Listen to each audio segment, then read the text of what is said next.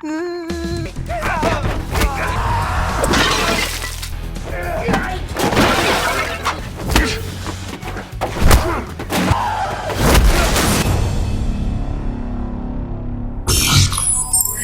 ini dibuka dengan seorang pria bernama Lee Jung-do yang baru saja bangun tidur dan langsung berolahraga.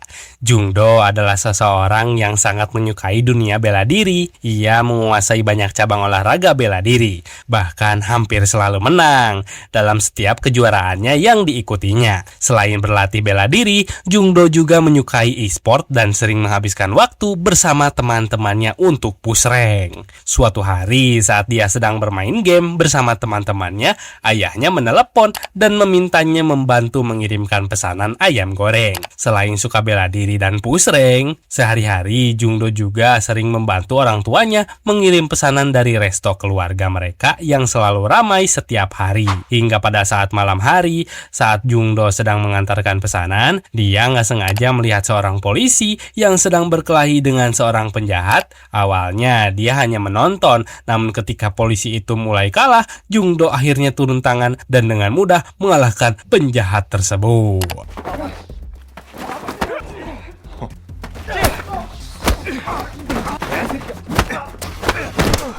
Karena aksinya malam itu, Jung-do diundang ke kantor polisi untuk menerima penghargaan sebagai bentuk ucapan terima kasih. Setelah sesi foto selesai, seorang polisi senior bernama Kim datang menghampirinya dan mengajaknya berbincang sebentar di ruangannya. Dalam percakapan itu, Kim menjelaskan bahwa tugasnya saat ini adalah mengawasi para pelaku kekerasan yang ditandai dengan gelang kaki pelacak. Setelah menjelaskan pekerjaannya, Kim mengatakan bahwa dia ingin Jung-do bergabung dalam divisinya dan membantunya sebagai petugas lapangan. Mengingat kemampuan bela diri yang dimiliki Jung-do itu sangat luar biasa, namun Jung-do justru bertanya apakah pekerjaan itu menyenangkan. Karena baginya, hal yang paling penting saat menjalankan sesuatu adalah dia harus merasa senang melakukannya. Setelah dibujuk, Jung-do mulai tertarik.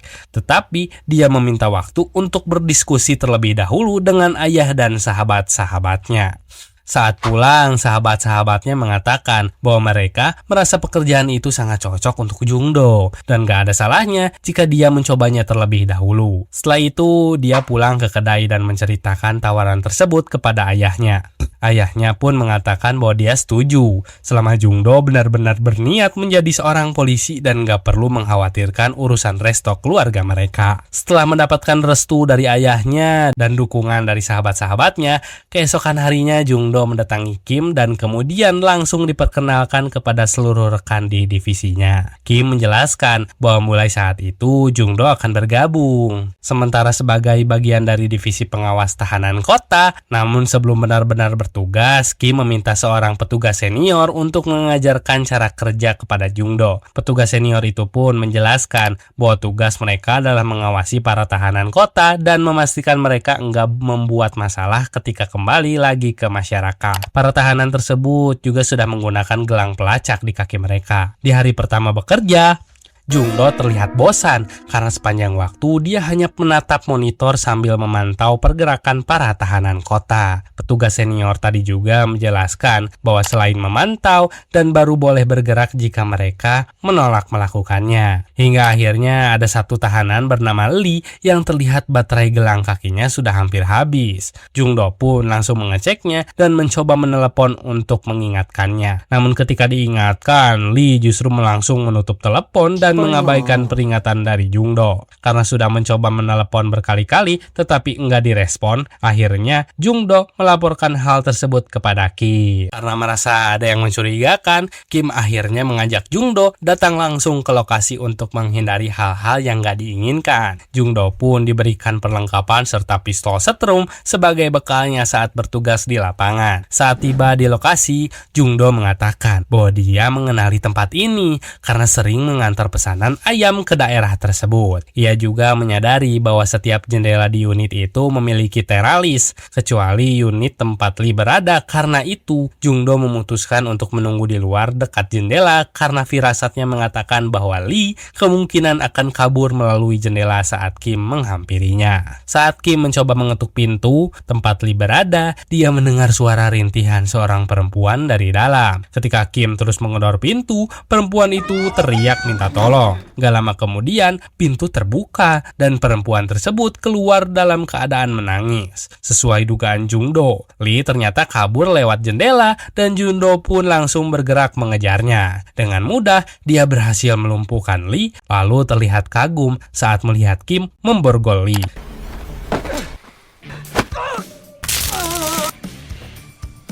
Keesokan harinya, dia kembali menemukan seorang tahanan yang terlihat mencurigakan. Dengan semangat, dia langsung melaporkan hal tersebut kepada Kim. Saat mereka tiba di lokasi, pelaku tersebut ternyata sedang melakukan perbuatan enggak pantas di dekat taman bermain anak-anak. Jungdo pun segera keluar dari mobil, mengejarnya, lalu dengan cepat melumpuhkannya.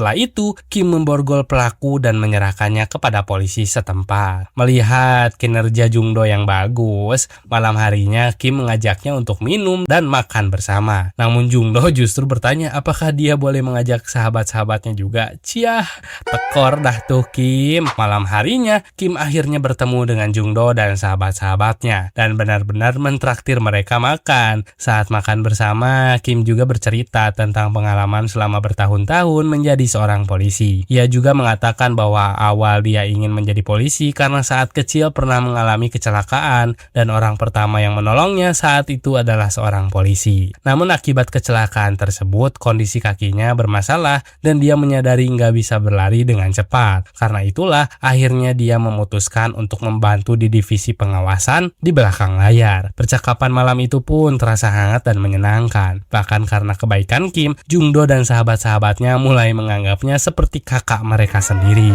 Malam harinya di kantor, anak buah Kim melihat adanya pergerakan mencurigakan dari salah satu tahanan yang baterai gelang pelacaknya mulai lemah dan ponselnya juga nggak aktif. Saat Kim keluar dari restoran, dia menerima telepon dari kantor yang mengabarkan bahwa ada satu tahanan kota bernama Do Wong yang keluar dari wilayah pengawasan. Mereka meminta bantuan Kim karena selain Do Wong, ada juga satu tahanan lain yang baterai gelangnya lemah dan nggak bisa dihubungi. Saat melihat lokasinya di Maps, jaraknya nggak terlalu jauh dari restoran, sehingga dia memutuskan untuk langsung menuju ke sana. Dengan inisiatif, teman Jungdo langsung meminjamkan mobilnya dan ikut bersama mereka menuju lokasi. Begitu tiba di lokasi, Kim meminta teman-teman Jungdo untuk menunggu di mobil, sementara dia dan Jungdo akan menyusuri area tersebut untuk mencari Do Wong. Saat memeriksa setiap gang, mereka menemukan bahwa gelang pelacak itu udah dilepas dan dipotong paksa menggunakan pisau, sehingga mereka kehilangan jejaknya. Dalam situasi itu, Jungdo kemudian memiliki ide untuk menggunakan drone milik temannya. Gak lama setelah drone diterbangkan, Kim melihat sebuah pergerakan mencurigakan yang diduga adalah Do Wong. Melihat hal itu, Jungdo langsung berinisiatif berlari untuk mengejarnya. Sementara itu, Kim memberikan instruksi melalui telepon untuk mengarahkan jalan yang harus ditempuh oleh Jungdo. Akhirnya, Jungdo berhasil menemukan Do Wong yang sedang mencoba mendobrak pintu rumah seseorang sambil terus berteriak. Dalam keadaan terengah-rengah, Jungdo datang dan mencoba menenangkannya yang terlihat sangat emosi dan terus mengatakan ingin menghabisi seseorang. Namun gak lama kemudian, Do Wong justru mencoba menyerang Jungdo. Hal itu membuat Jungdo akhirnya melakukan perlawanan dan dengan mudah melumpuhkannya. 나 오늘 다 끝장내러 왔어. Tapi saat Jungdo sedikit lengah, Do Wong malah mengancam akan melakukan tindakan nekat jika Jungdo enggak melepaskannya. Mendengar itu, Kim yang masih terhubung lewat telepon mengarahkan Jungdo tentang apa yang harus dia katakan. Jungdo pun bertanya kepada Do Wong, apakah ada sesuatu yang berat terjadi padanya hari ini? Sambil menangis, Do Wong mengatakan bahwa dia sudah berusaha keras untuk menjadi orang yang lebih baik. Namun teman-temannya terus mengejeknya karena statusnya sebagai tahanan kota. Mendengar hal itu, Jungdo mengatakan bahwa jika dia melakukan hal nekat, maka 20 tahun masa penjara yang sudah dia jalani hanya akan menjadi sia-sia. Setelah terus ditenangkan oleh Jungdo, Do Wong akhirnya mulai luluh.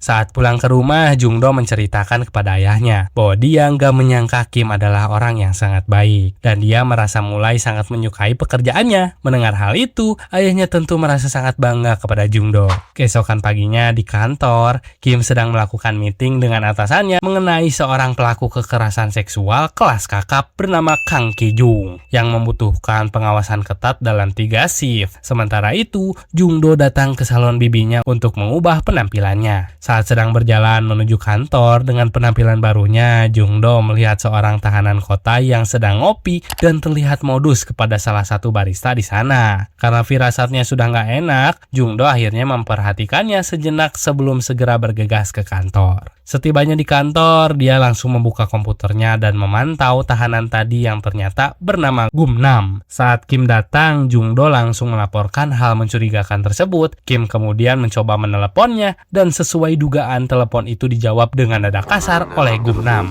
yang saat itu sedang berjalan santai menerobos hujan. Dengan cepat, Jungdo dan Kim langsung menuju lokasi. Namun di tengah perjalanan terlihat bahwa gelang kaki itu nggak bisa lagi dilacak karena Gumnam masuk ke daerah yang nggak memiliki sinyal. Akhirnya Kim memutuskan untuk kembali ke tempat awal Jungdo melihatnya untuk menentukan arah pencarian. Saat tiba di sana, barista yang tadi sempat dimodusin oleh Gumnam mengatakan bahwa dia sempat diajak datang ke rumahnya dengan alasan sedang berulang tahun. Namun ajakan itu ditolak. Setelah mendapatkan petunjuk dari waiters tersebut, Kim dan Jungdo akhirnya memutuskan untuk berpencar dalam melakukan pencarian. Di tengah pencarian, Jungdo baru teringat bahwa saat memantau dari kantor sebelumnya, dia sempat melihat Gumnam pergi ke sebuah salon. Dia pun terdiam sejenak sambil mencoba memprediksi kemana Gumnam kemungkinan pergi. Dengan cepat, Jungdo kemudian menuju salon bibinya karena salon itu termasuk salah satu tempat yang sepi. Dugaan Jungdo ternyata benar. Gumnam memang datang ke salon tersebut dan langsung mengunci pintu tanpa permisi. Bibinya yang berada di dalam salon terlihat sangat panik ketika Gumnam terus mendekatinya hingga akhirnya mencoba melawan dan berusaha menghajarnya. Sementara itu, Jungdo terus berlari secepat mungkin untuk sampai ke sana. Ketika akhirnya tiba, Jungdo langsung memecahkan kaca pintu dan segera membekuk Gumnam di tempat.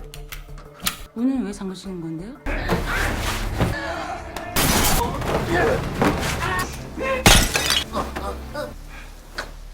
Pagi harinya saat pulang ke rumah dan sarapan bersama ayahnya, Jungdo mulai bertanya pekerjaan apa yang dulu paling membuat ayahnya bahagia saat seusianya. Dari pertanyaan itu, ayahnya pun bercerita bahwa dulu dia paling bahagia saat berakting. Namun seiring berjalannya waktu, ayahnya menyadari bahwa pekerjaan bukan hanya tentang di mana kita merasa paling bahagia loh, tetapi di mana kita bisa merasa paling ikhlas saat menjalaninya. Singkat cerita, atasan Kim mengatakan bahwa pemerintah telah menyetujui pengawasan khusus terhadap Ki-jung yang baru saja bebas setelah menjalani hukuman atas kasus pelecehan terhadap anak di bawah umur. Mendengar hal itu, Kim langsung menyatakan bahwa dia yang akan mengambil tugas pengawasan lapangan tersebut. Setelah meeting selesai, Jungdo menemui Kim dan mengatakan bahwa dia berniat untuk melanjutkan pekerjaannya sebagai polisi. Mendengar hal itu, Kim tentu merasa sangat senang dan langsung mengajaknya untuk bekerja sama mengawasi Ki-jung. Seminggu kemudian, mereka berangkat menuju penjara tempat Ki-jung ditahan selama ini untuk memasangkan gelang pelacak yang akan dipakainya selama 10 tahun ke depan. Setelah itu, Jungdo dan Kim mengawal Ki-jung pulang ke rumahnya dengan pengawasan yang sangat ketat karena kabar bebasnya predator anak ini telah memicu banyak protes dari warga.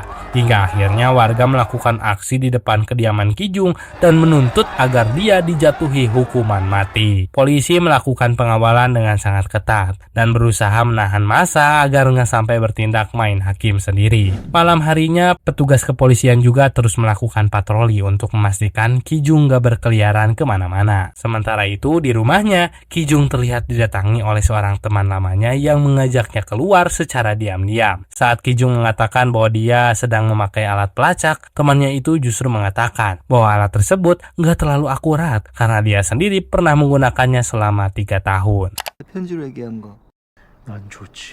Keesokan paginya di kantor, Jungdo terlihat memantau pergerakan Kijung dan melihat bahwa dia mulai keluar dari rumahnya. Karena nggak ingin terjadi hal buruk, Jungdo pun berinisiatif untuk langsung mengikuti kemana Kijung pergi. Setelah mendapatkan persetujuan dari Kim, Jungdo segera bergegas mengikuti Kijung sambil tetap menerima arahan dari Kim. Saat melihat Kijung masuk ke sebuah toko, Jungdo mencoba mengikutinya hingga ke dalam. Namun dengan cepat kehilangan jejaknya. Ketika melihat denah lantai, Jungdo menyadari bahwa lantai paling atas toko tersebut dipenuhi dengan tempat les anak-anak sekolah. Namun Kim mengatakan bahwa Kijung gak mungkin pergi ke sana dan menyuruh Jungdo turun ke basement. Di basement ternyata Kijung sudah dijemput oleh sebuah mobil misterius. Di dalam mobil itu, Kijung bertemu seorang yang menawarkan pekerjaan untuk membuat video dewasa yang akan dijual di situs gelap dengan melibatkan anak-anak.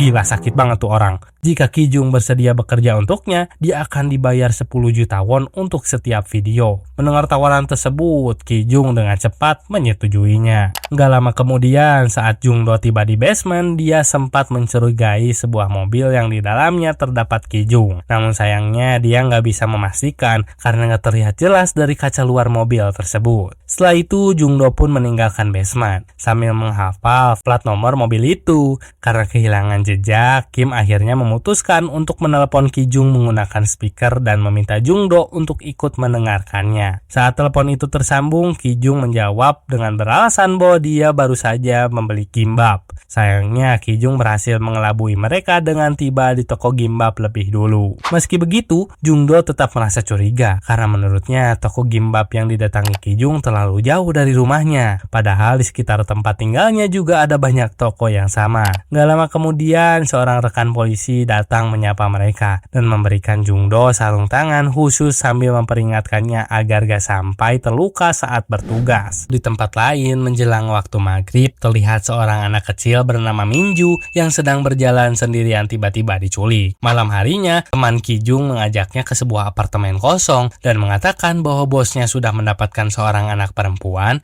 serta memberitahu bahwa Kijung bisa mulai bekerja besok. Keesokan sorenya kembali terlihat bahwa Lee bergerak melewati batas wilayah pengawasan. Anak buah Kim pun segera melaporkan hal tersebut karena Lee nggak bisa dihubungi dan baterai gelang pelacaknya hampir habis. Setelah menerima laporan itu, Kim langsung menelepon Jungdo dan mengatakan bahwa dia akan pergi sebentar untuk mengecek lokasi Lee. Jungdo yang saat itu sedang bertugas di lapangan memantau pergerakan Kijung, menerima telepon tersebut tanpa merasa curiga karena dia mengira semuanya masih dalam keadaan aman. Malam harinya, Jungdo masih terus mengikuti Kijung untuk memastikan bahwa dia benar-benar pulang ke rumahnya. Sementara itu, Kim bersama anak buahnya menyelidiki keberadaan Lee di sebuah gudang sampah. Saat masuk ke dalam, Kim mendengar teriakan seorang perempuan dan langsung berlari untuk menyelamatkannya. Namun ternyata itu hanyalah jebakan. Di tempat lain, Jungdo juga terlihat terjebak karena tanpa sadar membututi Kijung ke arah yang salah. Dia pun harus menghadapi belasan anak buah bos Kijung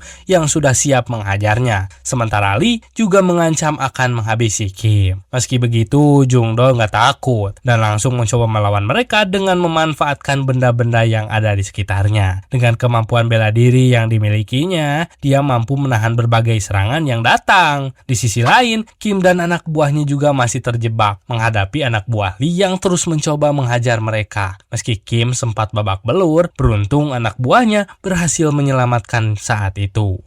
Namun karena jumlah musuh terlalu banyak, baik Kim maupun Jungdo sempat kewalahan dan akhirnya dipukuli oleh para penyerang. Setelah perkelahian itu berakhir, Jungdo masih berhasil selamat, sedangkan Kim dan anak buahnya mengalami luka yang sangat parah.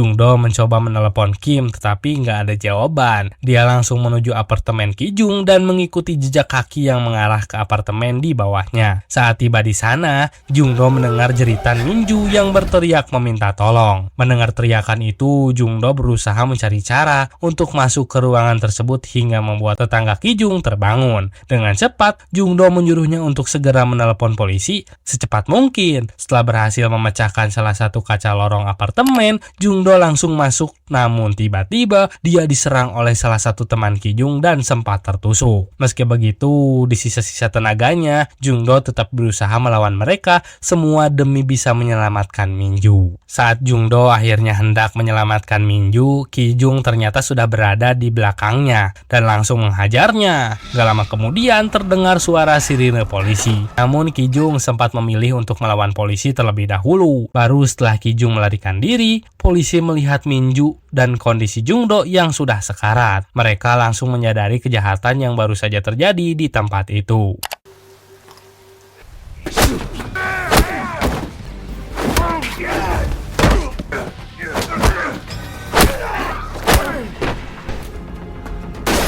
Singkat cerita, Jungdo akhirnya dilarikan ke rumah sakit dan ayahnya merasa sangat sedih melihat keadaannya yang babak belur dan merasa nggak terima. Ayahnya kemudian memarahi atasan Jungdo dan mempertanyakan mengapa anaknya bisa ditempatkan di lokasi yang seberbahaya itu. Saat Jungdo akhirnya tersadar, pertanyaan pertamanya apakah Kijung sudah tertangkap dan bagaimana keadaan Minju. Atasannya mengatakan bahwa Kijung berhasil melarikan diri dan saat ini sedang dalam pengejaran polisi. Setelah itu Jungdo juga menanyakan keadaan Kim dan atasannya menjelaskan bahwa Kim sedang menjalani operasi karena mengalami patah tulang leher dan cedera serius. Jungdo pun semakin terpukul ketika mengetahui bahwa senior yang bertugas bersama Kim telah tewas di TKP. Beberapa hari setelahnya, Kim dan Jungdo menghadiri acara pemakaman senior mereka dan lanjut menerima penghargaan dari pihak kepolisian atas keberanian Jungdo dalam mencegah kejahatan. Setelah selesai menerima penghargaan tersebut, Jungdo didatangi oleh seorang perempuan tua yang ternyata adalah bibi dari Minju. Perempuan itu datang untuk berterima kasih karena Jungdo telah menyelamatkan keponakannya sekaligus menyerahkan sebuah surat dari Minju. Setelah itu Jungdo langsung bergegas ke rumah sakit untuk menemui Kim dan menceritakan semua yang baru saja dia alami. Setelah selesai menjalani perawatan, Jungdo juga mengatakan kepada teman-temannya bahwa saat dia membuntuti Kijung, sebelumnya dia sempat mengingat sebuah plat mobil yang mencurigakan. Karena itu, dia meminta bantuan teman-temannya untuk mencari tahu informasi tentang mobil tersebut. Keesokan harinya, teman-temannya langsung mencoba melacak mobil yang dimaksud oleh Jungdo. Saat Jungdo sudah keluar dari rumah sakit, mereka pun bergerak menuju apartemen milik bos Kijung. Dengan bekal peralatan yang sudah disiapkan oleh teman-temannya, Jungdo menyuruh mereka mencoba membobol pintu apartemen tersebut. Ketika bos Kijung keluar, Jungdo langsung masuk dan menyandranya. Sementara itu, teman-teman Jungdo mencoba mengakses komputernya dan menemukan banyak video eksploitasi anak-anak. Mendengar hal itu, Jungdo langsung menghajar bos Kijung dan mengancam akan menghabisinya jika dia gak mau memberitahu di mana Kijung berada. Namun bukannya takut, pria itu justru menantang Jungdo untuk menyetrumnya saat itu juga. Tanpa sengaja, Jungdo malah menyetrum bagian mata bos Kijung. Melihat situasi itu, temannya dengan cepat memanfaatkan momen tersebut untuk mengancamnya dan mengatakan bahwa dia bisa saja menjadi buta jika enggak segera dibawa ke rumah sakit. Dia juga berjanji bahwa jika bos Kijung mau memberitahu keberadaan Kijung, mereka akan segera memanggil ambulans untuk menyelamatkannya. Akhirnya, karena ancaman tersebut, bos Kijung pun mengatakan bahwa Kijung menggunakan kartu ATM miliknya yang terhubung dengan bisnis gelap tersebut dan menyuruh mereka memeriksa di handphonenya untuk melihat di mana kartu itu terakhir digunakan. Belum berhenti sampai di situ, Jungdo juga menanyakan apakah ada video baru yang diproduksi oleh Kijung. Karena sudah terlanjur, bos Kijung akhirnya mengakui bahwa mereka sudah mulai melakukan produksi sejak Kijung keluar dari penjara. Hal itu tentu saja membuat mereka semua terkejut dan mereka pun segera melaporkannya kepada polisi. Setelah itu, Jungdo dan teman-temannya pulang dan mencoba melacak kemana Kijung pergi. Setelah menentukan arah pencarian berikutnya, mereka pun bersiap untuk berangkat. Namun saat hendak pergi, ayah Jungdo melarangnya karena khawatir anaknya akan kembali terluka. Mendengar hal itu, Jungdo mengatakan bahwa 3 bulan lalu dia hanyalah anak yang gak tahu apa-apa. Tetapi sekarang dia sudah mengetahui banyak hal yang sebelumnya gak pernah dia bayangkan. Dia juga mengatakan bahwa anak kecil yang berhasil dia selamatkan hari itu bahkan belum berani keluar rumah sampai sekarang karena masih merasa sangat ketakutan. Dan ternyata anak itu bukan satu-satunya korban ya. Mendengar penjelasan tersebut, ayahnya akhirnya mengalah dan mengikhlaskan Jungdo untuk melanjutkan pencarian Kijung sambil berpesan agar dia berhati-hati dan jangan sampai terluka lagi. Malam harinya, Jungdo mulai menyusuri daerah yang yang menjadi target pencariannya dengan bantuan drone untuk memantau dari udara. Jungdo bersama dua temannya bergerak mengetuk penginapan satu persatu untuk menanyakan apakah ada yang pernah melihat Kijung melintas di daerah tersebut. Setelah menelusuri beberapa penginapan, mereka menemukan satu penginapan yang terasa mencurigakan. Saat Jungdo masuk ke dalam, dia mendengar seseorang meneriakkan nama Kijung. Setelah memastikan hal itu, Jungdo meminta teman-temannya untuk kembali dan menunggunya di mobil. Ia kemudian masuk lebih dalam dan langsung memanggil nama Kijung, menyuruhnya keluar. Gak lama kemudian, beberapa mantan tahanan keluar dengan senjata masing-masing untuk menghadapi Jungdo. Namun kali ini Jungdo gak gentar dong, dan justru terlihat jauh lebih percaya diri untuk melawan mereka.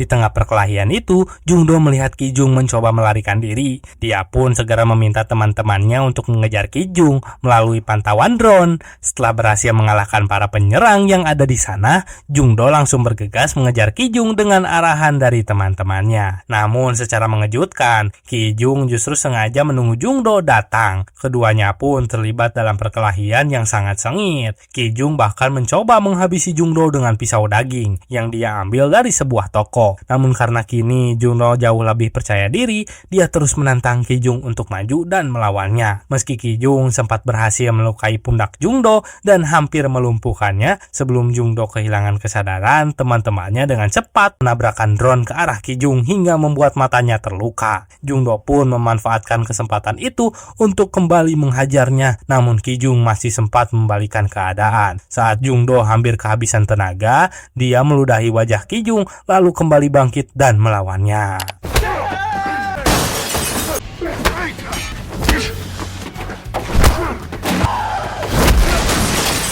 Setelah akhirnya berhasil melumpuhkan Kijung, Jungdo dengan cepat memborgolnya. Gak lama kemudian, pihak kepolisian datang untuk menangkap Kijung dan mengevakuasi mereka semua dari lokasi. Beberapa hari setelahnya, Jungdo dan teman-temannya kembali menerima penghargaan dari presiden atas kontribusi dan pengorbanan mereka bagi masyarakat karena berhasil menangkap Kijung. Di sana juga terlihat Minju juga datang ya, membawa bunga untuk Jungdo. Setelah itu cerita kembali ke kantor, di mana Jungdo melihat ada seorang tahanan yang pergerakannya terlihat mencurigakan. Jungdo yang kini telah diangkat menjadi polisi resmi langsung bergerak dengan cepat. Dan film pun berakhir.